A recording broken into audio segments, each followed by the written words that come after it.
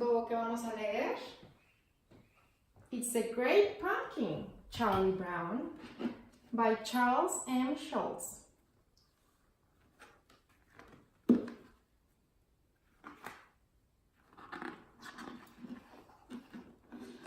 Every fall, the leaves on the trees turn brown and fall off the branches.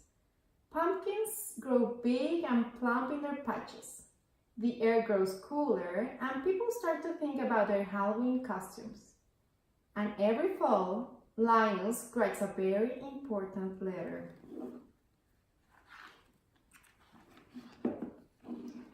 Dear Great Pumpkin, Linus writes, I'm looking forward to your arrival on Halloween night. I hope you will bring me lots of presents. Who are you writing to? Asks Charlie Brown. The Great Pumpkin, Linus replies. On Halloween night, the Great Pumpkin rises out of his pumpkin patch and flies through the air with his bag of toys for all the children. Linus' sister, Lucy, isn't happy that Linus is writing to the Great Pumpkin. You will make me the laughing stock of the neighborhood, she complains. But Charlie Brown's sister, Sally, doesn't think Linus is crazy. She thinks Linus is wonderful. He is her sweet Bobo. Wouldn't you like to sit with me in the pumpkin patch on Halloween night and wait for the Great Pumpkin? Linus asks. Sally is thrilled. I would love to, she tells Linus.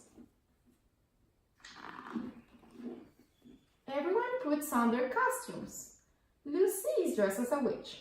Charlie Brown is dressed as a ghost. But no one can tell what he is supposed to be because he had some trouble with the scissors. Sally is also dressed as a ghost. And so is Shredder. They figure out how to use the scissors just fine.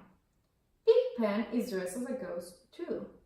Everyone can tell which ghost he is because a cloud of dust surrounds him. Snoopy walks by, also dressed in a costume. Who in the world is that? Asks Lucy. He's a World War I flying ace, Charlie Brown explains. Now I've seen everything, Lucy says. Lucy declares that everyone will go trick-or-treating first and then go to the Halloween party. As they pass by the pumpkin patch, Linus sees them and gets excited, thinking they have come to wait with him. Have you come to sing pumpkin carols with me? He asks. You blockhead, Lucy yells at her brother.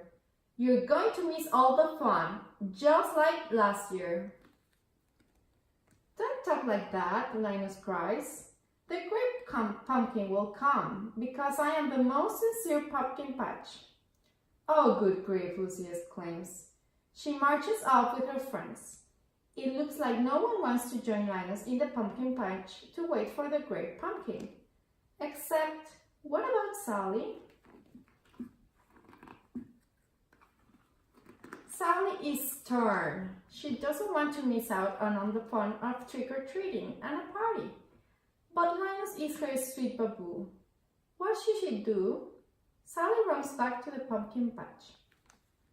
I'm glad you came back, Linus tells her. You'll see the Great Pumpkin with your own eyes. Linus is positive the Great Pumpkin will pick this patch. Why wouldn't he? The Great Pumpkin chooses the most sincere patch to visit every year. And how could a pumpkin patch be more sincere than this one?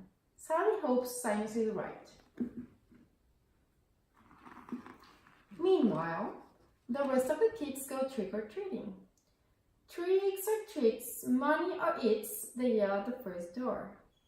Everyone compares what they got. I got 5 pieces of candy, brags Lucy. I got a chocolate bar, exclaims Patty. I got a quarter, says Violet happily. I got a rock, says Charlie Brown sadly. And that happens at every door. All the other kids get wonderful treats like candy, gum, and popcorn balls, and Charlie Brown gets rocks. Lucy decides they have done enough trick-or-treating and it's time to go to the party. After all, everyone has a bag filled to the brim with treats. Everyone except Charlie Brown. He has a bag full of rocks. On their way to the party, they pass by the pumpkin patch again. The kids laugh at Linus and Sally for waiting there instead of coming to the party. The great pumpkin will be here, Sally says, defending Linus. After the kids walk by, Sally turns to Linus. All right, where is he? She asks. He will be here, Linus assures her. I hope so, Sally replies.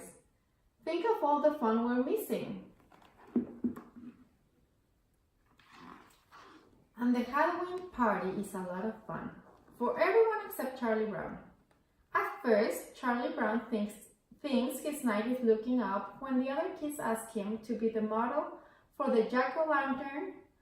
That sounds like a great honor.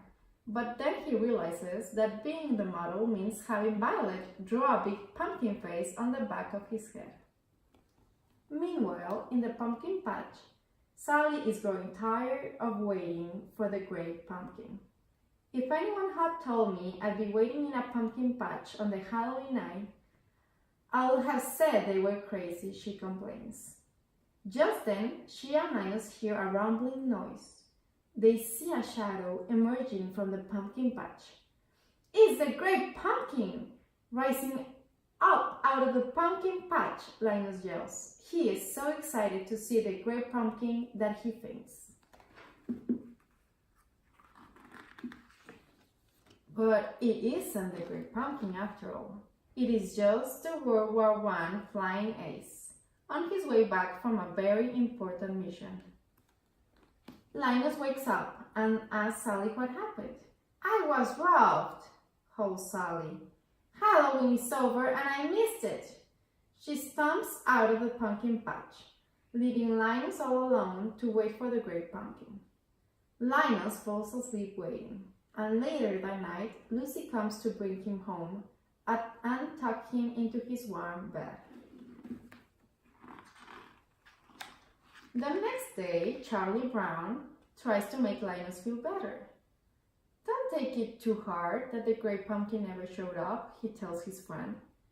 But Linus doesn't feel let down. Just wait until next year, he tells Charlie Brown. I'll find the most sincere pumpkin patch, and I'll sit in that pumpkin patch until the great pumpkin appears. And that.